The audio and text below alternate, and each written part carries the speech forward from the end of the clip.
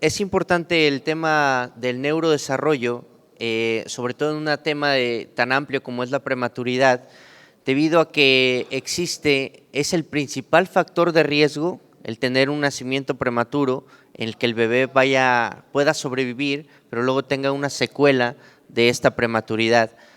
Hay muchas otras causas que pueden ocasionar daño neurológico y en el pasado se creía que un bebé cuando tenía daño neurológico era seguramente el ginecólogo había actuado mal en el momento del parto o no había hecho una cesárea a tiempo y se creía que todo era a nivel perinatal.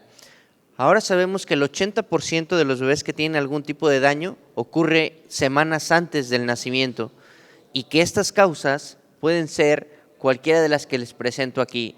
Alguna enfermedad fetal que no había sido detectada, una hipoxia perinatal, por supuesto, pero sobre todo la prematuridad. Y esto va a alterar todo el desarrollo de este cerebro en vida fetal y a hacer que el nacimiento de este bebé esté predestinado para que su daño neurológico se presente en vida infantil. Y la pregunta es, ¿podríamos detectar en vida fetal qué bebé va a tener un daño neurológico y poder asegurar que esto no fue un tema del parto? Y hay muchas causas que pueden ocasionarlo. Y estas causas se las voy a tratar de describir una a una para saber cómo podemos descartar y cómo se debe de estudiar a un bebé, gracias a la medicina fetal, tratar de dar un diagnóstico de salud. Y este diagnóstico de salud fetal no solo incluye la anatomía morfológica o la búsqueda de problemas estructurales, sino también las alteraciones cromosómicas.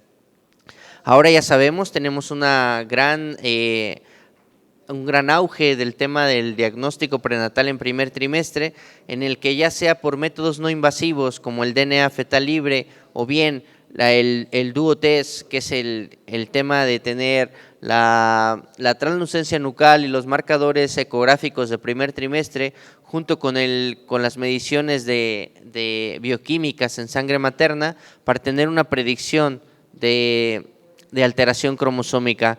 Pero nunca olvidar que todos estos métodos siguen siendo no diagnósticos, es un tamizaje y lo que se requiere después es un método invasivo para poder asegurar si hay o no hay la presencia de alteración cromosómica con el estudio de un cariotipo. Si tiene menos de 16 semanas, una biopsia de vellosidades coriales y arriba de las 16 semanas, una amniocentesis. Hasta aquí yo creo que todo lo tenemos controlado en vida fetal. El problema empieza cuando hay un bebé sano que se espera que esté todo normal y después ocurre una infección materna. Y una infección materna que la mayoría de las veces pasa desapercibida porque puede no tener ninguna manifestación clínica en la mamá o presentarse como una gripe y que ésta se autolimita en pocos días, pero quedar una infección fetal. Y esto puede ser cualquiera de estos agentes, toxoplasma, rubiola, citomegalovirus e incluso el herpes. Y el daño que pueden ocasionar al feto es también sutil y lo importante es la detección y la prevención. ¿Qué daño puede ocasionar en el feto? Pues vean este caso, tiene una ligera dilatación a nivel ventricular. Si lo detengo, vean cómo a nivel periventricular ya tiene un poco más de hiperecogenicidad con algo de quistes y esto con calcificaciones intracraneales, y esto está muy de la mano con el problema de infección por citomegalovirus. Es verdad que muchos de estos bebés tienen además restricción de crecimiento y a veces es el primer dato para detectar que hubo una infección, pero lo importante es que estos bebés que estructuralmente están bien, pueden tener una disfunción cognitiva e incluso sordera congénita después del nacimiento. Se vuelve esencial entonces hacer estudios neurosonográficos avanzados para buscar anomalías y en este caso vean el grado de calcificaciones intracraneales que presenta en diferentes áreas del cerebro, aquí a nivel periventricular, a nivel del cerebelo, y todo esto son manifestaciones de una infección aguda y una afección de citomegalovirus. ¿Cómo se detecta? Pues es muy fácil. lo ideal es que toda mujer en el embarazo se haga un TORCH, pero es un estudio costoso que en algunos países se recomienda hacer únicamente cuando encuentran algún dato de afección fetal. Pero claro, ahí ya es tarde, porque si se hace en plan de prevención, un estudio de TORCH puede identificar cuando ya ha habido una infección aguda en la madre, que es cuando tenemos el marcador de IgM positiva, pero incluso la IgM se va a negativizar y a quedar la infección fetal. Por lo tanto, se recomienda hacer amniocentesis para buscar infecciones fetales.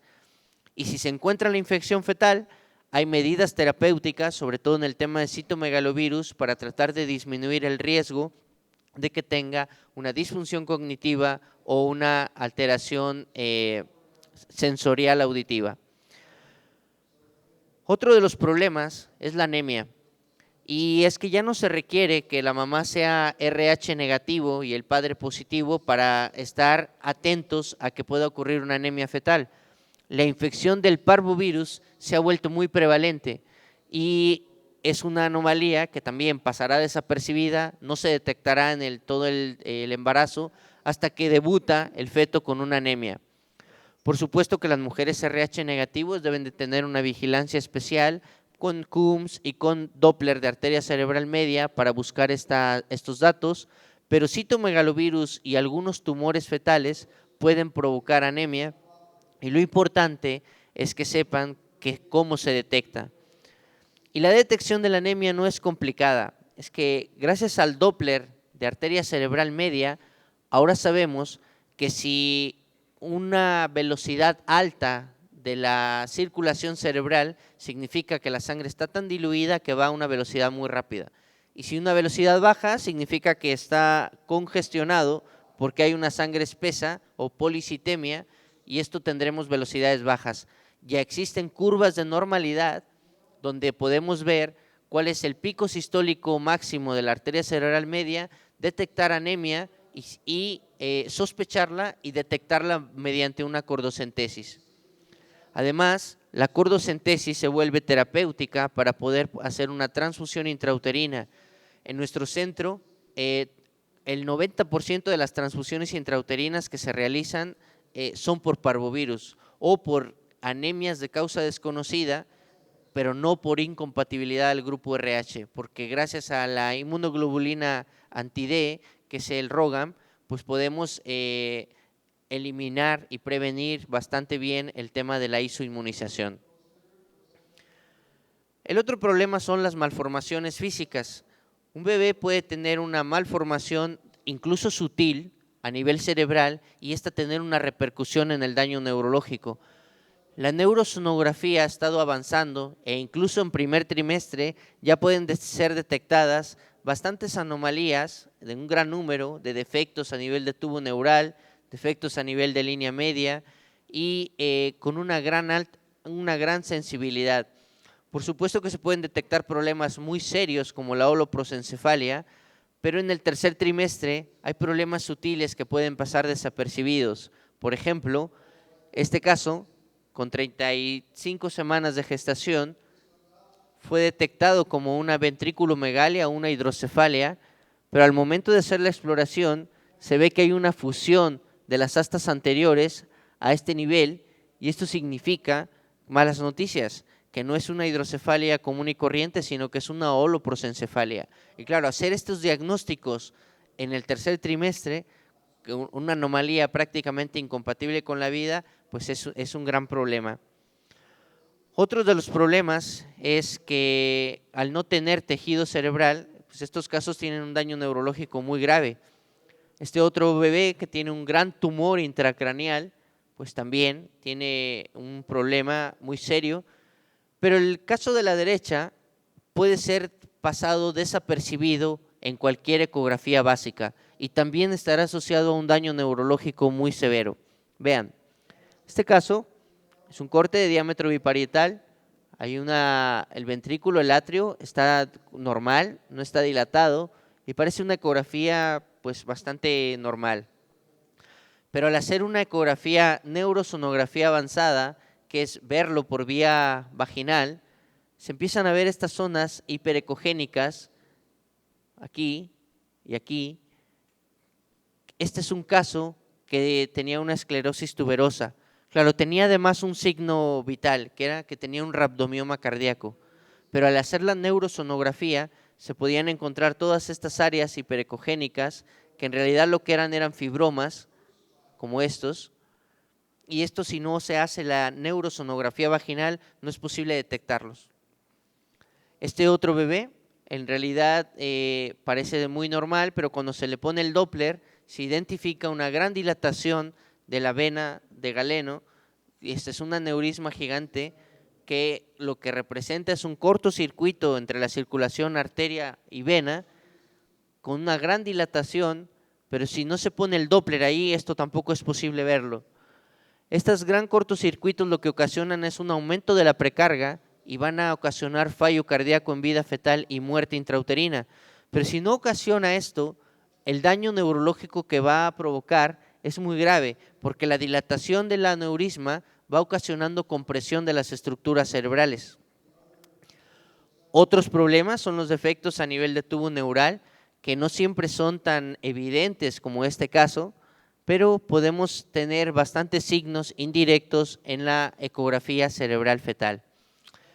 El concepto es que esto es como un iceberg. Esta es una diapositiva del doctor Gratacós en la cual se ejemplifica que muchos de los problemas que serán puestos en evidencia en una ecografía básica, pero que requieren, es porque es muy grave, es un problema tan gordo que es muy fácil de identificar. En una neurosonografía avanzada, pues solo con gente experta que puede detectar problemas más sutiles. Y aún así, todo lo que está por debajo del nivel del mar significa que no lo podremos ver y que se requieren técnicas más sofisticadas como resonancia magnética o otras técnicas de circulación cerebral para poder detectar ese daño.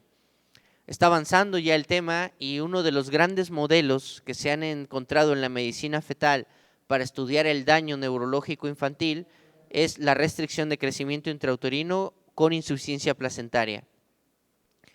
Si tenemos un bebé de bajo peso, ya está bastante demostrado que el tener insuficiencia placentaria es un gran factor de riesgo para daño neurológico comparado con bebés que también sean prematuros, pero que tenían un peso normal.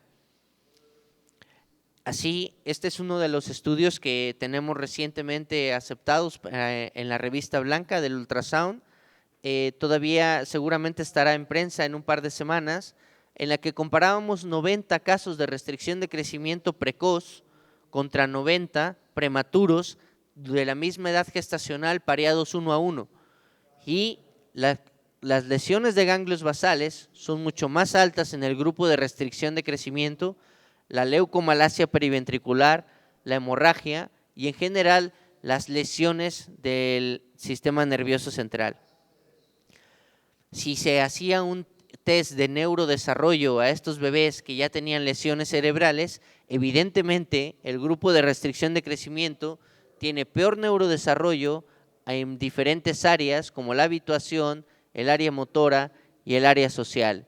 Y todos estos bebés tienen la misma edad gestacional al nacimiento, pero la diferencia es que el grupo de restricción tiene un bajo peso y una insuficiencia placentaria comparado con el otro grupo. El problema es que también existe daño neurológico en los bebés a término, con insuficiencia placentaria leve. Insuficiencia placentaria leve me refiero a que incluso no es detectada en el Doppler de arteria umbilical.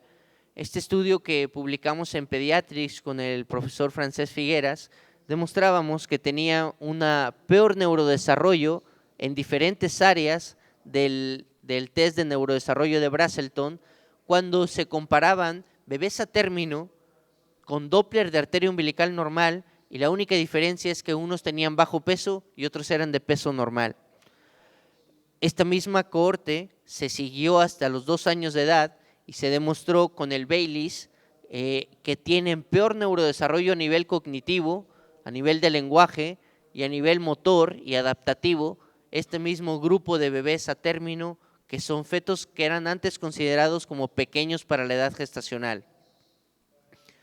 Finalmente tenemos el tema de la prematuridad, en el que la respuesta inflamatoria que ocasiona puede tener un gran impacto en el neurodesarrollo infantil.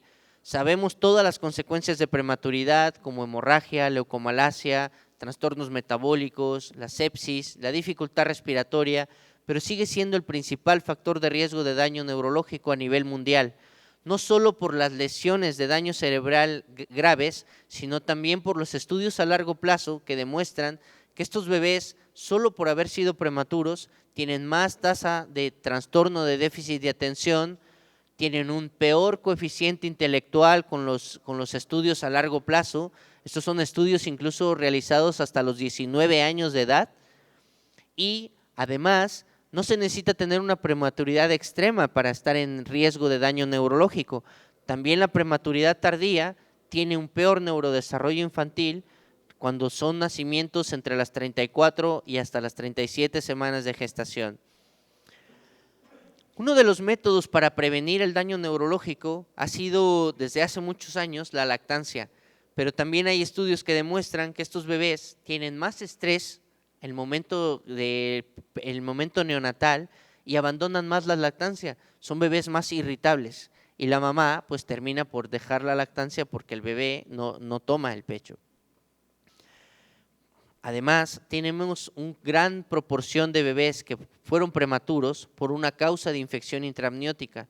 Y esto, la infección intraamniótica, aunque no debute en corioamnionitis, tiene un gran impacto grave en el desarrollo neurológico asociado a parálisis cerebral y lesión de la sustancia blanca, en los casos en que hay sinusitis comparado con los prematuros que no lo tienen. Y esto quizás es la respuesta a por qué entre dos prematuros de la misma edad gestacional uno tiene un daño neurológico grave y otro no.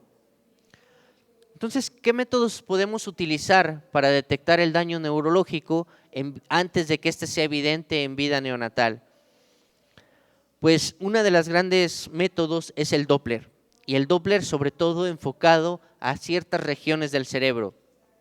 Se puede evaluar la circulación arterial en cualquier arteria del cerebro, arteria cerebral media, posterior, anterior, la pericallosa.